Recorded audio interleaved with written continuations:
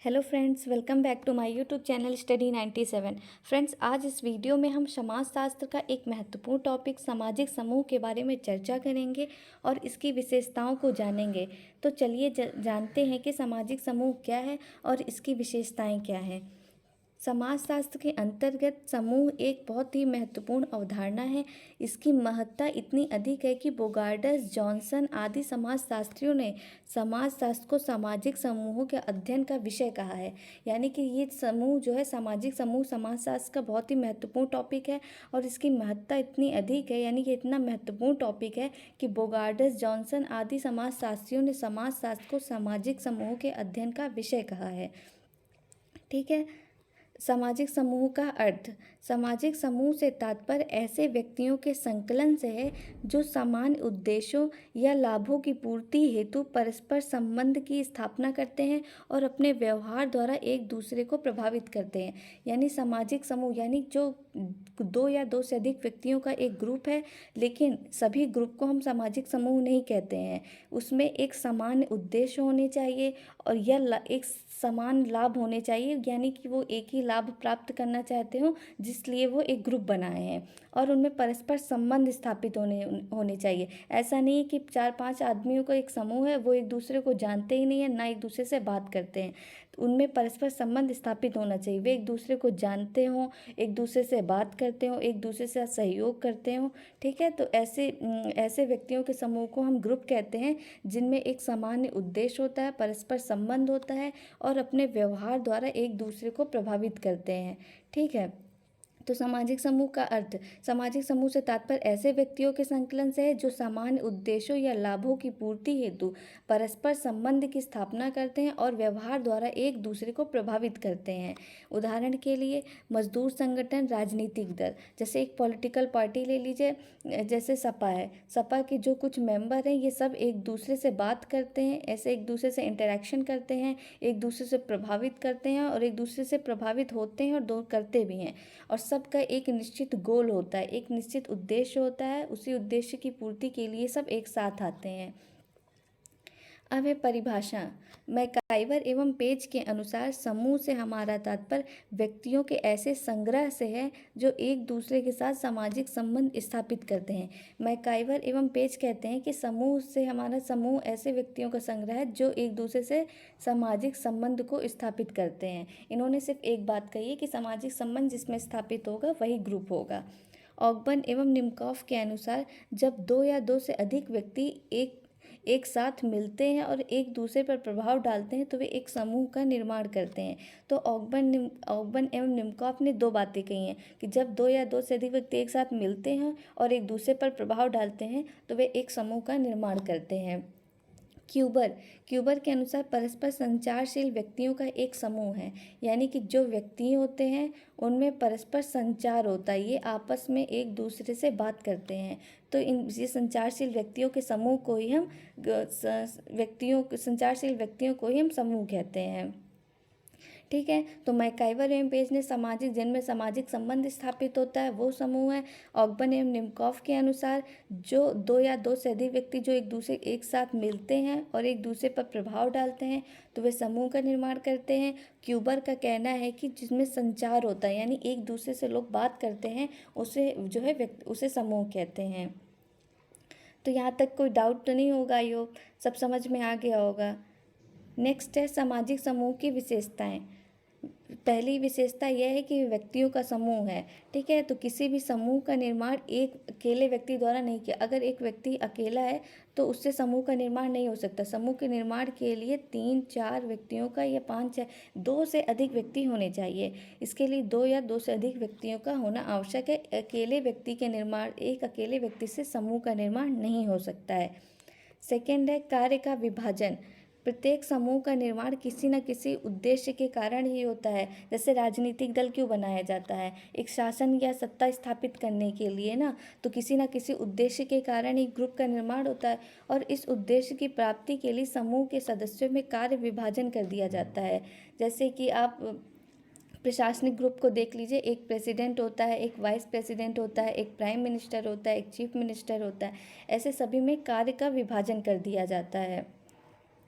Next है सामान्य रुचि। किसी भी समूह की स्थापना उन्हीं व्यक्तियों के द्वारा होती है जिनकी रुचि एवं हित सामान्य होते हैं।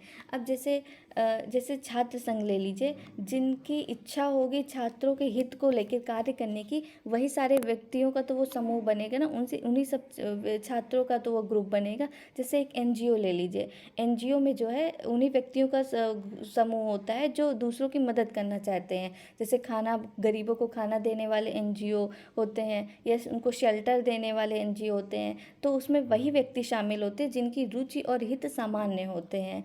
ठीक है। विरोधी हितों वाले समूह का विरोधी हित, जिनके अलग हित होते हैं, यानी जिनके अलग इंटरेस्ट होते हैं, जिनके अलग उद्देश्य होते हैं, वो व्यक्ति समूह का निर्माण नहीं कर सकते, वो अकेले रह के अपना कार्य करेंगे। ठीक है। नेक्स्ट है समूह में एकता। जब समूह समूह के रूप में उसी समय तक कायम रह सकता है जब तक उसके सदस्यों में एकता की भावना पाई जाती है। यानी कोई भी समूह तब तक रहेगा जब तक ये सभी व्यक्ति आपस में जुड़े रहेंगे, यानी कि उनमें एकता रहेगी। जैसे ही इनमें एकता का अभाव होगा, समूह टूट जाएगा। ऑब्वियस है, जब दो या दो से अधिक व्यक्ति रहेंगे, अगर वो आपस में लड़ाई झगड़ा करते हैं या उनके विहित एक दूसरे से मैच नहीं करते हैं, तो वो अलग हो जाएंगे। और जब उनमें सभी एक दूसरे के हित मिलते रहेंगे तो वो एक दूसरे के साथ सहयोग करते रहेंगे, उनमें एकता और हम की भावना रहेगी, ऐसे में ग्रुप बना रहेगा। नेक्स्ट है ऐच्छिक सदस्यता। समूह की सदस्यता ऐच्छिक होती है। व्यक्ति सभी समूहों का सदस्य नहीं बनता है, वरन उन्हीं समूहों का सदस्य ग्रहण करता है जिनमें उनके हितों, आवश्यकताएं एवं रुचियों की पूर्ति होती है।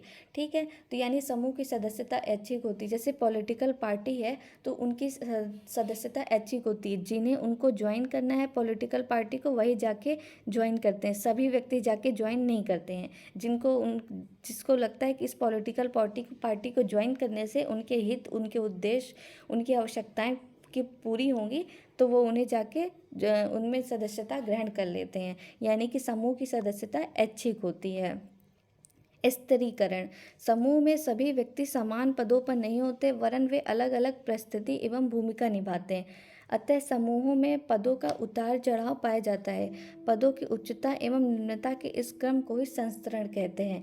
यानी कि जो एक ग्रुप होता है वो एक समान मेंबर नहीं होते हैं, इसमें सबको एक जैसे कार्य नहीं दिए जाते। जैसे एक ग्रुप होगा तो जैसे कि एनजीओ का ही देख लीजिए, जैसे एनजीओ में एक को बोल दिया जाएगा, एक मालिक होता है, एक ऑनर ही होगा। ठीक है। उसके बाद कुछ को एक का अलग काम दिया जाएगा, कुछ को दूसरे का काम दिया जाएगा, कुछ जो सीनियर पोस्ट में होंगे, कुछ जूनियर पोस्ट में होंगे। इस तरह पदों में उच्चता और निम्नता और भूमिकाओं में भी भूमिका भी अलग अलग दी जाती है, सबको एक जैसे कार्य नहीं दिए जाते हैं। ठीक है। तो इस तरह सामाजिक समूहों में स्तरीकरण पाया जाता है। सामाजिक आदर्श। प्रत्येक समूह में सामाजिक आदर्श एवं प्रतिमान पाए जाते हैं जो सदस्यों के पारस्परिक व्यवहारों को निश्चित करते हैं एवं उन्हें स्वरूप प्रदान करते हैं। प्रत्येक सदस्य से यह अपेक्षा की जाती है कि वह समूह के आदर्शों एवं प्रतिमानों जैसे प्रथाओं, कानूनों, लोकाचारों, जनरीतियों आदि का पालन करें।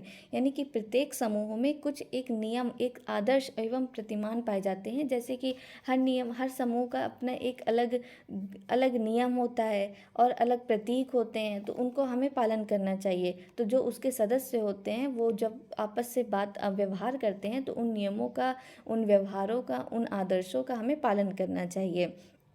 कोई भी कानून हो, कोई भी प्रथा हो, कोई भी जनरीति हो, अगर किसी समूह में हम शामिल हैं तो हमें उस समूह की जितनी भी नियम कानून है, हमें उन सब का अनुसरण करना चाहिए, हमें उसको फॉलो करना चाहिए।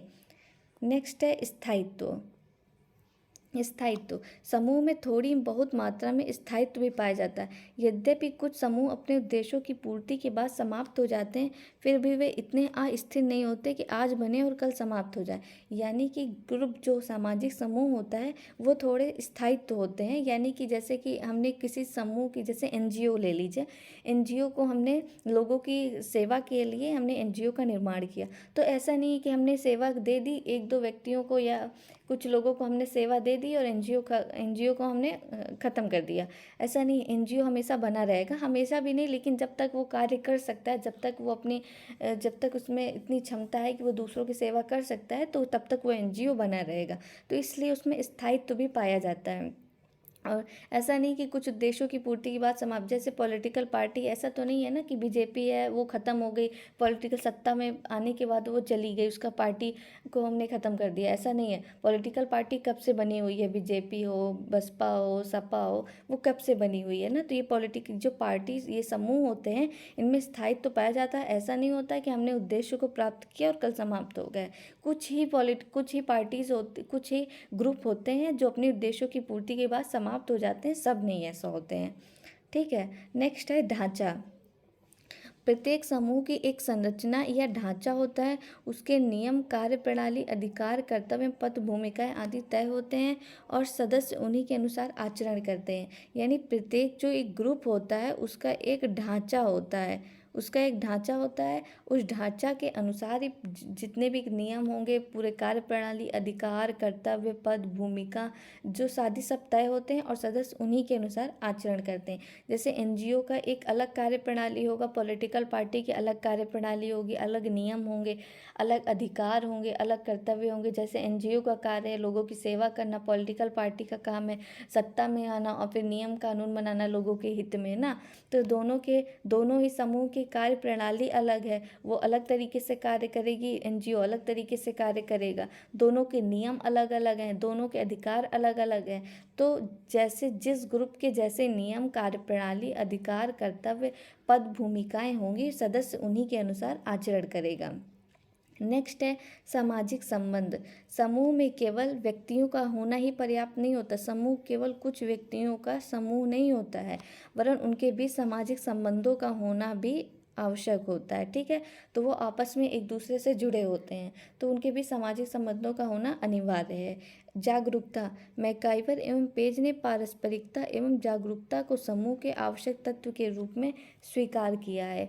एक समूह के सदस्यों में परस्पर सहानुभूति एवं सहयोग की भावना पाई जाती है। यानी कि मैकाइवर एवं पेज का कहना है कि समूह की एक और विशेषता होती है कि जो समूह के सदस्य होते हैं उनमें एक दूसरे के प्रति जागरूक होते हैं कि कौन क्या कार्य कर रहा है, कौन कहाँ से आया है।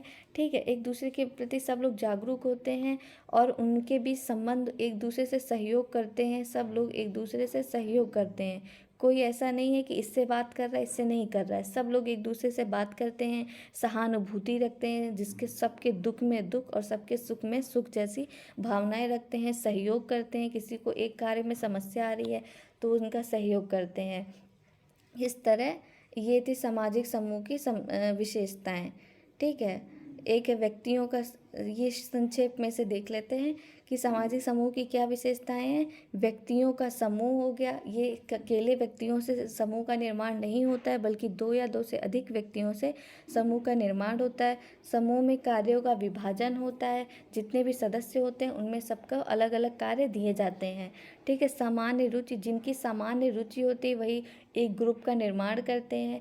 समूह में एकता, समूह में जो सामाजिक समूह होता है उनमें एकता होती है, परस्पर हम की भावना पाई जाती है। ऐसा मैं वाला नहीं होता है, हम की भावना पाई जाती है, यानी सब लोग साथ में रहकर कार्य करते हैं, साथ में सहयोग करते हैं। ऐच्छिक सदस्यता, समूह में की जो सदस्यता होती है वो ऐच्छिक होती है, अनिवार्य नहीं होती कि सभी व्यक्तियों को सभी समूहों में जाना अनिवार्य नहीं है। जिसका हित मैच कर रहा है, उद्देश्य मैच करे, वो उसी ग्रुप में जाके शामिल हो जाए। स्त्रीकरण, समूह में स्त्रीकरण पाया जाता है, यानी सभी व्यक्ति कुछ ऊंचे जूनियर होंगे, कुछ सीनियर होंगे, इस तरह जो है ग्रुप में स्त्रीकरण पाया जाता है और सबको अलग अलग कार्य दिए जाते हैं। सामूहिक आदर्श, ग्रुप का एक सामूहिक आदर्श होता है, उसी आदर्शों का हमें अनुपालन करना चाहिए। प्रत्येक समूह का एक ढांचा होता है, उस ढांचे के अनुसार ही कार्यप्रणाली, नियम वगैरह होते हैं। ठीक है। एक सामाजिक समूह में एक सामाजिक संबंध पाया जाता है, यानी जितने भी सदस्य होंगे उनमें जो है एक प्रकार का सामाजिक संबंध पाया जाता है और सभी जितने भी समूह के सदस्य होते हैं उनमें जागरूकता पाई जाती है, वो एक दूसरे के प्रति जागरूक होते हैं। तो फ्रेंड्स, ये था सामाजिक समूह की विशेषताएं, जिसको ये मैंने संक्षेप में एक फ्लो चार्ट के द्वारा दिखाया है। फिर से एक बार देख लेते हैं। जैसे विशेषताएं जो भूलने वाली हैं, जैसे मैकआइवर एम पेज, हम उनका की टर्म ले लेते हैं। मैकआइवर एम पेज का कीवर्ड ले लेते हैं, जैसे सामाजिक संबंध। मैकआइवर एम पेज समाज की जो परिभाषा देते हैं कि समाज सामाजिक संबंधों का एक जाल है। तो वो हमेशा कोई भी उनकी परिभाषा होगी मैकआइवर एम पेज की, तो उसमें सामाजिक संबंध अवश्य होगा। ठीक है, तो ये यहाँ से हम याद कर सकते हैं कि समूह से हमारा तात्पर्य व्यक्तियों के ऐसे संग्रह से है जो एक दूसरे के साथ सामाजिक संबंध स्थापित करते हैं। ऑगबर्न एवं निमकाफ दो बातें करते हैं, जो व्यक्ति एक साथ मिलते हैं और एक दूसरे पर प्रभाव डालते हैं। क्यूबर कहते हैं जो संचारशील व्यक्तियों का समूह है। तो फ्रेंड्स, ये था आज का वीडियो, सामाजिक समूह क्या है और उसकी विशेषताएं। अगर आपको ये वीडियो अच्छा लगा हो तो आप अपने इसे फ्रेंड सर्कल के साथ शेयर करिए, और अच्छा लगा हो, समझ में आया हो तो लाइक करिए। धन्यवाद।